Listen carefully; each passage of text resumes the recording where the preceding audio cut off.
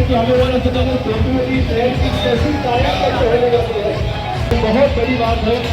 आने वाले समय में बेटी किस तरीके से डेवलप हो रहा है, बेटी को लेके हमारे खासदार आमदार सर्वप्रथम सगळ्यांना गुढीपाडव्याच्या हार्दिक हार्दिक शुभेच्छा। आज माझं हे 5वं वर्ष आहे आणि हे पण 5वं नसतं, कारण का लॉकडाऊन लागल्यामुळे रॅली झाली नाही, शोभायात्रा आपली झाली नव्हती, त्यामुळे हे थांबलेलं होतं। लॉकडाऊन नंतरपासून जे आपण शोभायात्रा सुरू केली आहे त्यानंतरचं आतापर्यंतचं हे 5वं वर्ष आहे आणि दरवर्षीप्रमाणे तशाच उत्साहाने आम्ही यावर्षी सुद्धा या शोभायात्रेमध्ये सहभागी झालेलो आहोत।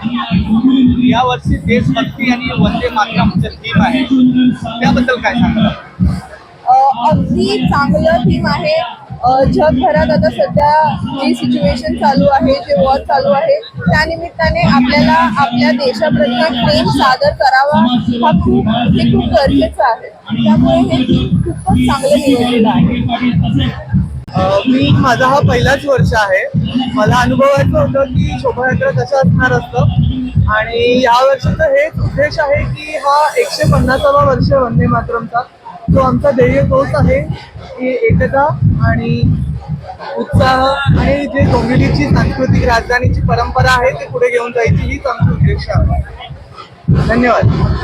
किती वर्षापासून तुम्ही या यात्रेत सहभागी होता आणि काय ही परंपरा तुम्ही ठेवण्यासाठी काय करता? नमस्कार, मी वर्षा भास्कर। सर्वप्रथम तुम्हाला गुढीपाडव्याच्या हार्दिक शुभेच्छा।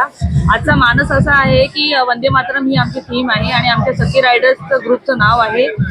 दुसरी गोष्ट, आमचा मानस हाच आहे की एकता, समानता, बंधुता हे सगळ्यांनी जपलं पाहिजे आणि येणारं जे नवी पिढी आहे त्यांनी ही परंपरा जपली पाहिजे। धन्यवाद। तुम्ही या यात्रेत किती वर्षापासून सहभागी होता? 5 वर्ष आहे, हे माझं 5वं वर्ष आहे।